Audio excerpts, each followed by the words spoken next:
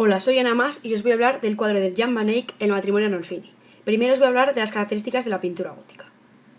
La pintura es la primera de las artes que refleja el cambio de actitudes del hombre para con su entorno. Este se va a observar en la representación del hombre y del espacio que le rodea, en el intento de representar el espacio tridimensional. Además, se observa en la tendencia al detalle y en la ordenación del espacio pictórico. En un primer momento, en el gótico lineal siglo XII-siglo XIII, las figuras son completamente planas. Pronto se van a usar medios tonos y sombreados para buscar la tercera dimensión. En el siglo XV se busca la perspectiva, de modo que los fondos son planos, frecuentemente dorados, y la luz da volumen a los cuerpos. La conquista de la realidad se hizo en dos zonas, en Italia y en los Países Bajos. En los últimos 2 siglos del gótico se mezcla el arte medieval y el comienzo del Renacimiento.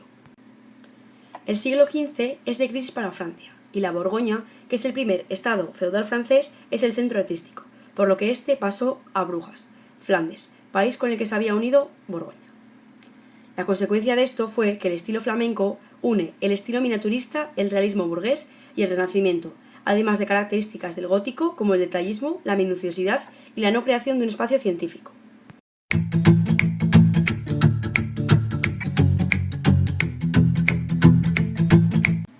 Las características de la pintura flamenca son 7. La primera es el desarrollo de la pintura sobre tabla, lo que supone trabajar la madera, alisarla y después aplicar sobre ella yeso y cola. Posteriormente, el dibujo, que sirve de guía para la aplicación del color y del barniz, además del uso del caballete. La segunda es la innovación técnica, como el uso de óleo, trabajar con pinceles y plumillas muy finas, la luminosidad, la mezcla de pigmentos de color más aceite de linaza. Esto hace posible las transparencias, también llamadas veladuras. La tercera es el naturalismo y realismo, tanto en objetos como en personas, con grandes detalles y minuciosidad. La cuarta es la reproducción de objetos cotidianos. La quinta, el amor al paisaje. La sexta, la creación de un espacio pictórico donde la luz juega un papel importante. Y por último, el volumen de sus figuras, aunque aparecen inmóviles, sólidas y con pliegues de los ropajes quebrados en ángulos.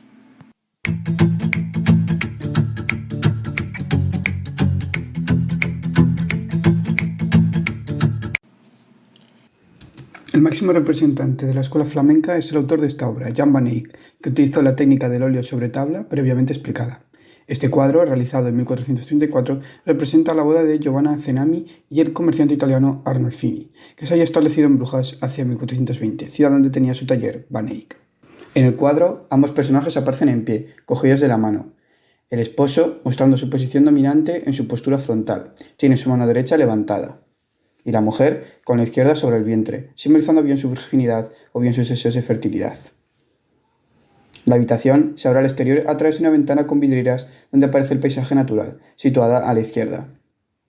A la derecha, un lecho con dosel y junto a él un sitial de elevado respaldo rematado por una pequeña escultura de Santa Margarita, patrona de los partos, de cuya base pende una escobilla que simbolizaría a Santa Marta, patrona del hogar. En la pared del fondo cuelga un espejo de forma circular y una resta de cuentas que es un instrumento de contabilidad propio de banqueros, prestamistas y comerciantes. Otras opiniones lo convierten en un rosario de cristal, signo de pureza que sugiere la virtud de la novia y su obligación de ser devota. Bajo ellos, y arrimado al muro, un banco cubierto de cojines y lienzo rojo. Tras la figura de Arnolfini se percibe una mesita con naranjas y también hay algunos en el alféizar de la ventana, que, aparte de aludir quizás al origen mediterráneo de los novios, son símbolos de la inocencia frente al pecado. Otros objetos de uso personal son 2 pares de zapatillas, señal de que se está celebrando una ceremonia religiosa. Y por último, un perro de lanas, símbolo de fidelidad y amor terrenal que completan el cuadro doméstico de la pareja. La atmósfera del cuadro viene dada por la luz tamizada que procede de la ventana, a la que se suma la única vela escondida de la lámpara de bronce que cuelga del techo, tal vez simbolizando el ojo de Dios que todo lo ve. El análisis de los elementos iconográficos de esta composición condujo a Panofsky, un historiador del arte y ensayista alemán, a formular la teoría de que este cuadro es algo más que un retrato, que hay un simbolismo oculto presente en toda la obra. En primer lugar, porque el gesto de la mano derecha de Arnolfini parece sugerir que se halla en trance de pronunciar un juramento de fidelidad, es decir, su compromiso matrimonial con Giovanna Cenami. Las manos unidas de los personajes, que por otro lado enlazan la composición, conviven asimismo a tan solemne situación. En segundo lugar, Panofsky se basa en la interpretación del significado de ciertos objetos representados, como la estatuilla de Santa Margarita, ya citada anteriormente, que en los Países Bajos se consideraba la protectora del matrimonio. O la única vela de la lámpara, como exige la tradición en una cámara nupcial. Además, el pintor inscribió a modo de firma sobre el espejo del fondo la frase Johannes de Eyck fuit, Jan van Eyck estuvo aquí, para indicar su condición de testigo de los responsables. Estos, hasta el Concilio de Trento, eran oficiados por los mismos contrayentes y según la tradición se celebraban en el dormitorio.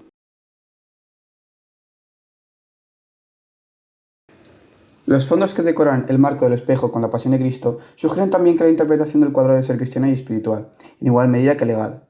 La superficie convexa del espejo devuelve, invertida de derecha a izquierda, la imagen de la habitación desde un nuevo punto de vista. La pareja Arnolfini aparece, pues, de espaldas, y ante ella el umbral de una puerta, y dos personajes con indumentarias azul y roja. Una de estas figuras ha de representar sin duda al propio Van Eyck, que con tal artificio óptico el pintor refuerza su presencia en la composición, insistiendo en su calidad de testigo ya expresada por la inscripción latina. Este pormenor de la obra nos informa además de la precisión miniaturista con que fue ejecutada. También hay múltiples signos de alta posición social de este comerciante, desde la ropa y los muebles a las naranjas del sur europeo o a la alfombra de Anatolia, reflejando todo ello la fortuna y posición de los novios.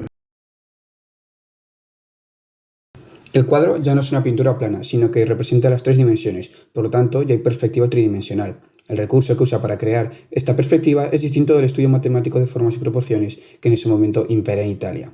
Van Eyck configura un esquema de perspectiva lineal a través de las líneas convergentes hacia el fondo de las tablas del suelo y las vigas del techo, una perspectiva que se amplía mediante el espejo del fondo, que contribuye a aumentar la ilusión ambiental de la pequeña pieza y dotarla de profundidad. La innovación técnica del óleo, ya conocida pero ahora perfeccionada y renovada por el pintor, abre nuevas posibilidades como las sutiles gradaciones de tono, color y juegos de transparencia, que le permiten captar el aire y la luz, una luz brillante y con veladuras que parece irradiar de los propios objetos, a la luz que proviene de la ventana, que era un eje lateral que dinamiza la escena, que por otro lado es muy estática. Esa luz que modela la imagen del comerciante dejando a contraluz su amplio sombrero. Esa luz que inunda el rostro de su esposa, acentuada por el blanco velo con encajes minuciosamente realizados que cubren su cabeza y caen hacia sus hombros. Es de destacar el contraste de luces y sombras del ropaje de la novia, al que contribuye el masivo despliegue de angulosos pliegues tan característicos de la escuela flamenca. También el óleo permite obtener unas calidades casi palpables en todos los objetos, tratados con una gran minuciosidad y detallismo, como el tratamiento del pelo del perro o de las pieles que bordean el vestuario del comerciante y de la novia, las vidrieras de la ventana o la magnífica lámpara de bronce, por citar algunos ejemplos. Sin embargo, pese a que el detalle se capta con una escrupulosa verosimilitud, el efecto estético de esta pintura se halla aún distante de un verdadero realismo. No obstante, el resultado de la obra es una pintura viva, con un espléndido colorido que nos hace partícipes de la escena por su ilusoria participación de la realidad, y que además es un compendio de todas las características de la escuela flamenca del siglo XV, que, junto con la florentina, renovarán la pintura gótica e iniciarán el camino hacia la pintura moderna, en busca de la representación de la individualidad, el volumen y la perspectiva en las artes plásticas.